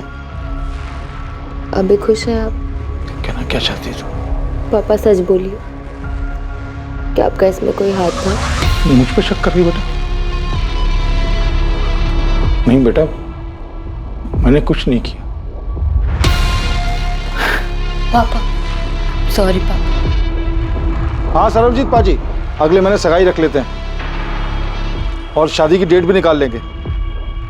आप शादी की तैयारी करो। हाँ जी, हरजोत मान गई है शादी के लिए। मम्मी ये लीजिए दवाई।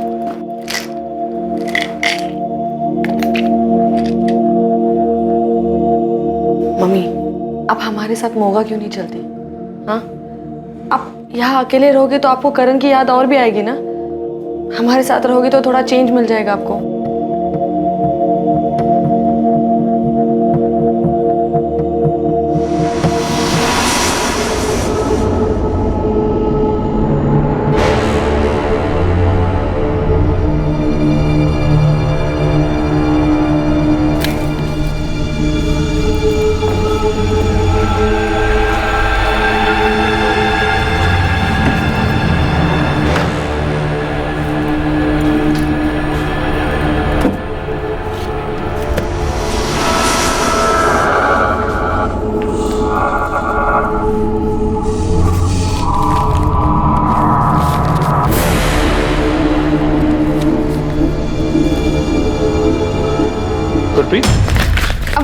हाँ? तुम यहाँ करण के रूम में क्या कर रही हो?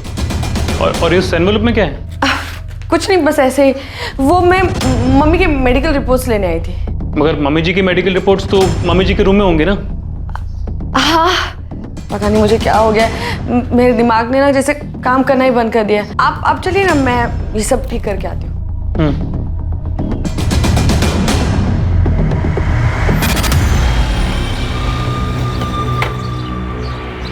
पोंटी, कोई अच्छी खबर बता। कुछ पता चला करण के बारे में? साहब करण के बारे में तो नहीं, बरखा के बारे में जरूर कुछ पता चला। क्या? सर करण से नफरत तो इसलिए नहीं करती थी कि उसका कॉलेज छूट गया था, उसकी पढ़ाई छूट गई थी, बल्कि वो एक लड़के से प्यार करती थी और साहब वो दोनों शादी करने वाले थे। लेकिन करण के ड्रामेबाजियों की वजह से उनके बाप ने उसकी शादी कहीं और कर दी। और असली खबर साहब ये है कि इन दोनों का अफेयर अभी भी चल रहा है। कौन है ये लड़का और कहाँ रहता है? निहाल अहलूवालिया, रणबीरपुर में रहता है। लेकिन बरखा के कॉल रिकॉर्ड में हमें किसी निहाल अहलूवालिया का नंबर नहीं मिला। तो क्या ये बरखा 2 नंबर यूज कर रही है? हाँ साहब, क्योंकि खबर पक्की है, उन दोनों का चक्कर अभी भी चल रहा है। और बरखा की शादी के बाद निहाल बौखला गया। हाँ सर, मैंने मारा था उस साले को। रामनाथ, खाना ही। सॉरी सर, पर सब खत्म कर दिया था उसने। कितना कुछ सोचा था मैंने। मैं नौकरी ढूंढ रहा था, सोचा कि एक अच्छी नौकरी मिलेगी तो बरखा के बाप से उसका हाथ मांग लूंगा। लेकिन उससे पहले ही करण ने तमाशा कर दिया और बरखा की शादी किसी और से हो गई। 5 सितंबर की रात को कहाँ था तू? सर मैं घर था अपने। साले, अगर तू घर पे था तो जिस वक्त जिस रात करण का मर्डर हुआ, तेरा फोन वहां पे क्या कर रहा था? सर मैं सच बोल रहा हूँ सर, मैंने करण को नहीं मारा। सिर्फ तूने नहीं, तूने और तेरी गर्लफ्रेंड बरखा दोनों ने मिलकर मारा है। तूने पहले से प्लानिंग कर रखी थी। जब बरखा अपने माँ बाप के घर जाएगी, तुम दोनों मिलकर करण का मर्डर करोगे, है ना? नहीं सर, ये सच नहीं है। तो उस रात तू बरखा के साथ नहीं था? सर मैंने करण को नहीं मारा सर, मैं इससे ज्यादा और कुछ नहीं बता सकता। ठीक, तो सोच ले ज्यादा कब बोलना। तब तक सड़िए, जाने मत देना। सर अगर निहाल ने करण को नहीं मारा तो फिर बता क्यों नहीं रहा है कि उस रात करण की कॉलोनी में करने क्या गया था? ये निहाल उस रात बरखा के साथ होगा, इसलिए नहीं बता रहा। हमें ये पता लगाना है कि क्या इन दोनों ने मिलकर करण का मर्डर किया। देखते हैं, कुछ वक्त अंदर रखते हैं, शायद 7 बार आ जाए। सर अब तक जितने भी लोगों से पूछताछ की, किसी का भी कनेक्शन साहिब नगर से नहीं, जहाँ करण की लाश मिली थी, और किसी के फोन रिकॉर्ड में भी कुछ नहीं मिला। समीर, कहीं हम गलत डायरेक्शन में तहकीकात तो नहीं कर रहे? करण की माँ ने बताया कि उनकी 10 एकड़ जमीन है। 10 एकड़ जमीन कम नहीं होती। सर आपका मतलब है कि जमीन को लेके कोई झगड़ा? चांसेस हैं सर, अगर प्रॉपर्टी के पेपर्स करण के नाम हो तो। पता लगा प्रॉपर्टी किसके नाम पर और इनकी माली हालत कैसी है। और करण की बहन गुरप्रीत और उसका जीजा अमन, दोनों के कॉल रिकॉर्ड्स निकलो। Right sir.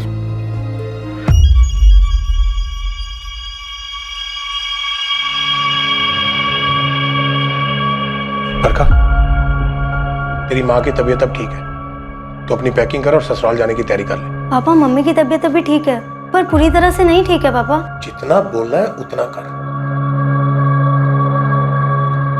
मिठाई का डिब्बा तो ठीक ठाक रख दिया ना? जी रख दिए, पर आपको नहीं लगता आप कुछ ज्यादा ही जल्दी कर रहे हैं? हरजोत को पता चलेगा ना तो। तू टेंशन मत ले, शादी की तैयारी कर, हरजोत को मैं संभाल लूंगा।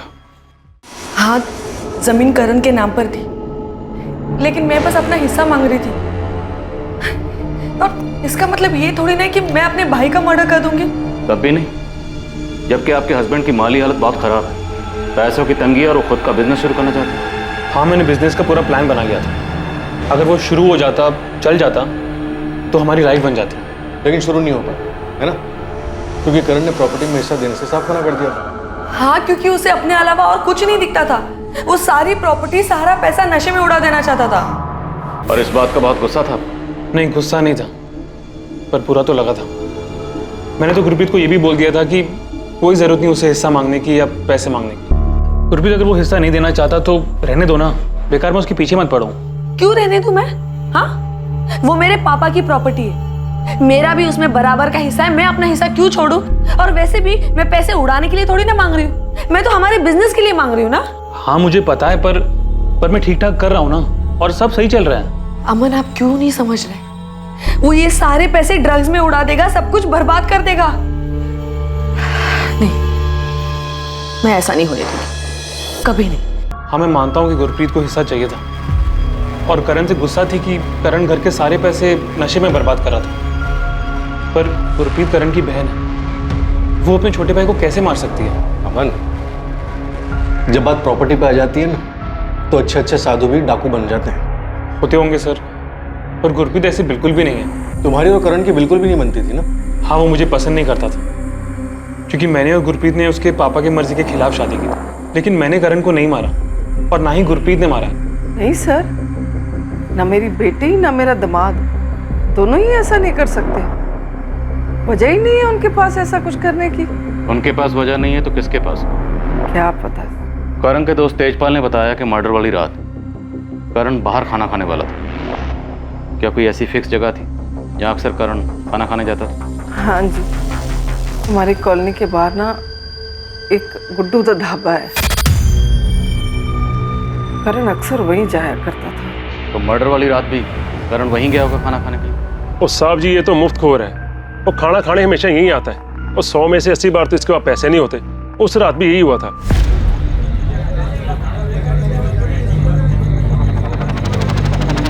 ना हुआ पाजी, 200 हो गया तेरा।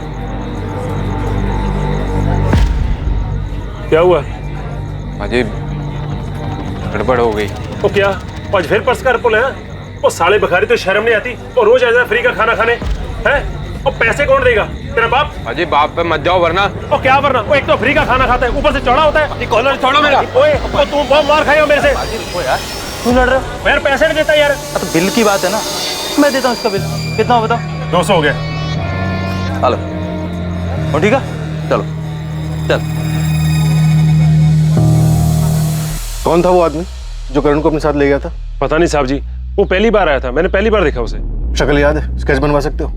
साहब जी, स्केच तो मुश्किल है, मैंने उसकी शक्ल अच्छे से नहीं देखी। पर एक काम कर सकता हूँ, अगर वो दोबारा आएगा तो मैं आपको फोन करके बता सकता हूँ। ये पुलिस वाले भी कुछ भी बोलते हैं।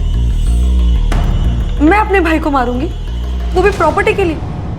अगर ऐसा नहीं था तो उसके कमरे में पेपर चुराने क्यों गई? गुरप्रीत, तुमने पेपर चुराए?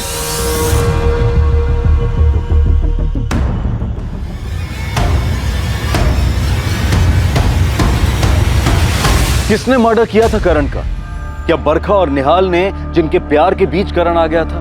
या हरजोत ने, जो बचपन से ही करण से प्यार करती थी लेकिन करण सिर्फ उसका इस्तेमाल कर रहा था? या फिर कातिल कोई अपना ही करीबी था, शायद करण की अपनी बहन गुरप्रीत, जो जायदाद में हिस्सा चाहती थी? सभी संदिग्धों के पास कत्ल का मकसद था, पर पुलिस के पास किसी के खिलाफ कोई पुख्ता सबूत नहीं थे। पुलिस ने इस केस में अंधेरे में एक तीर चलाया था। क्या वो तीर निशाने पर लगने वाला था, या फिर इस केस की दिशा बदलने वाली थी? सर, निहाल ने ऐसा क्या किया है जो आपने उसे लॉकअप में बंद किया हुआ? जिस वक्त जिस रात करण का मर्डर हुआ, निहाल तुम्हारी कॉलोनी में था, और वो बताने से मना कर रहा तो वहाँ क्या कर रहा था? उस रात, उस वक्त वो मेरे साथ था। सबूत क्या है इस बात? सर एक मिनट। सर, ये हमारी पर्सनल पिक्चर्स हैं। इन्हें मैं आपको दिखाना तो नहीं चाहती थी, पर मैं निहाल को अंदर सड़ने भी नहीं दे सकती। आप देख लीजिए।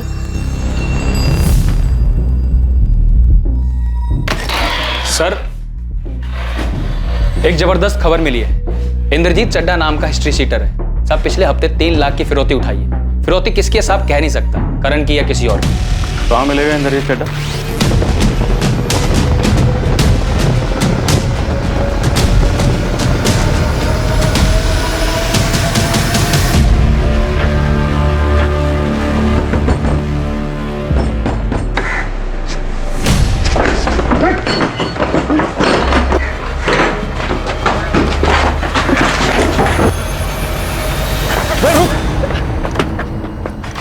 क्या हुआ सर जी? क्यों दौड़ा रहे हो? चल थाने, अब हमारा डंडा तुझे दौड़ाएगा।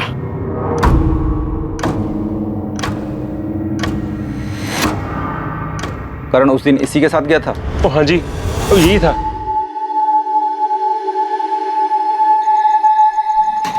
भाई कौन हो आप? मैं जानता हूँ आपको। नहीं, बस इतना समझ ले कि थोड़ी इंसानियत बची है मेरे में, और तुझसे एक छोटा सा काम भी था, इसलिए तेरी मदद की मैंने। मुझसे क्या काम होगा?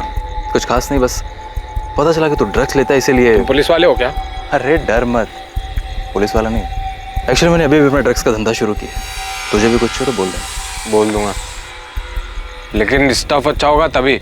1 नंबर स्टफ है मेरे पास, 1 नंबर। ट्राई करेगा?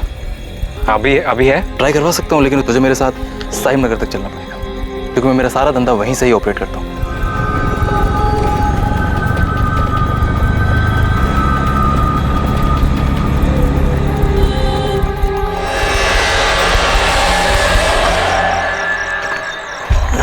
यार आजकल पुलिस ने बहुत टाइट करके रखा है, तो कुछ दिन के लिए थोड़ा छुप के माल बेच रहा हूँ। आगे से कुछ भी चाहिए तो यहीं आना। हाँ ठीक है, लेकिन अभी तो माल दो। हमें पता चल गया कि करण का मर्डर तो नहीं किया। बोल, सुपारी किसने दी?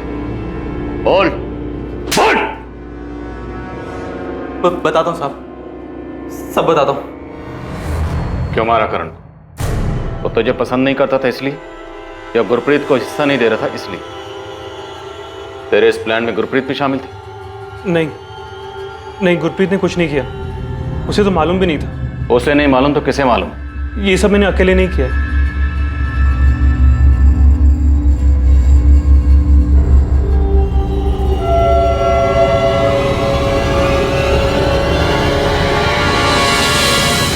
ऐसा क्या हुआ था कि करण की जान लेने की नौबत आ गई? क्यों किया आपने? इसके अलावा मेरे पास और कोई चारा ही नहीं था। ये मेरे अकेले का प्लान था। अमन तो सिर्फ मेरी मदद कर रहा था। आपने अपने इकलौते बेटे की जान ली? क्यों? करण ने अपने पापा की डेथ को बुलाने के लिए शराब का सहारा लिया। फिर वो रोज रोज पीने लगा। मुझे उसकी चिंता होने लगी। मैंने उसे रोकने की बहुत कोशिश की। उसे पैसे देना भी बंद कर दिया। जब देना बंद किया तो उसने छीनने शुरू कर दिए। मैंने उसे समझाने की बहुत कोशिश की, पर वो हमेशा मुझसे झगड़ा करना शुरू कर देता था। फिर वो नशे के लिए मेरे जेवर तक चुराने लगा। मुझे लगा वो सिर्फ शराब पीता है। ड्रग्स लेते हुए देखा और मैं पूरी तरह हिल गई। वो मेरी आंखों के सामने बर्बाद हो रहा था और मैं कुछ नहीं कर पा रही। उस दिन मैंने तय कर लिया कि मैं करण को 1 रुपया नहीं दूंगी। 4 दिन गुजर गए, करण ने ड्रग्स नहीं लिए। मुझे लगा करण ड्रग्स छोड़ सकता है। वो ड्रग्स छोड़ रहा है और मैं उसकी मदद कर रही हूँ, लेकिन उसका नतीजा इतना भयानक हो सकता है, ये तो मैंने सपने में भी नहीं सोचा था। पर्स कहाँ है मम्मी? आपका कहाँ छुपाया आपने? प्लीज बता दो ना, पर्स कहाँ है? नहीं बताऊंगी, और तेरे ड्रग्स के लिए तो 1 रुपया नहीं दूंगी तुझे मैं। क्या कर रहे हैं? मैं बोल रहा हूँ, मुझे गुस्सा मत दिलाओ, शांति से बता दो कहाँ रखा है पर्स। 1 रुपया नहीं दूंगी, तुझे जो करना है तू कर ले। करण ने मुझे मार मार कर मेरे हाथ पैर और पसलियां तोड़ दी। इतना मारा कि मैं 1 महीने तक बिस्तर से उठ नहीं पाई। उस दिन के बाद जब भी मैं उसे पैसे देने से मना करती, वो मुझे बुरी तरह मारता। कभी कोई सोच ही नहीं सकता है कि एक बेटा अपनी माँ को इतना मार सकता है। लेकिन एक दिन मेरी बर्दाश्त की हद खत्म हो गई। और मैंने अमन से मदद मांगी। मेरी हालत देखकर वो मेरी मदद करने के लिए राजी हो गया। मैंने और गुरप्रीत ने करण को 2-3 बार जबरदस्ती नशा मुक्ति केंद्र भी भेजा था, लेकिन वो किसी न किसी तरीके से वहां से भाग आता था। मेरा बेटा तो कब का मर चुका था। ये तो एक शैतान था, एक जल्लाद था, जिसका मर जाना ही ठीक था। आपका बेटा करण गलत जरूर था, पर शायद उसे बचाया जा सकता था। अगर आप पुलिस में कंप्लेंट करती तो करण जेल में होता, जिंदा होता, तब शायद ठीक भी हो जाता। उसे मौत की नहीं, मदद की जरूरत है। आपने अपने इकलौते बेटे की जान ले ली, खुद की, अपने दामाद की, अपनी बेटी की, सबकी जिंदगी खराब कर दी। आरोपियों को आईपीसी की धारा 302 के तहत कत्ल के लिए, धारा 34 के तहत षड्यंत्र के लिए और धारा 201 के तहत सबूत मिटाने के लिए गिरफ्तार किया गया है। हरलीन के मुताबिक उसके पास अपने बेटे करण को बचाने का कोई रास्ता नहीं था, लेकिन ऐसे केसेस में प्यार और धैर्य के साथ लगातार कोशिश करते रहना ही एक सही तरीका है ड्रग एडिक्ट्स की मदद करने के लिए। क्योंकि अलग करना समस्या का हल नहीं है, बल्कि उन्हें अपनाकर जीवन के प्रति सही दिशा दिखाकर बेजार होने से बचाना ही इसका सही उपाय है। अब मैं अनूप सोनी आपसे विदा लेता हूं, फिर मुलाकात होगी एक और नए केस के साथ। देखते रहें क्राइम पेट्रोल सतर्क, सोमवार से शुक्रवार रात 11 बजे। और याद रखें, क्राइम और आपके बीच में सिर्फ इतना फर्क है कि आप कितने सतर्क हैं। सतर्क रहें, सुरक्षित रहें। जय हिंद। इस तरह के और भी एपिसोड देखने के लिए हमारे चैनल को सब्सक्राइब करें और बेल आइकन दबाना ना भूलें।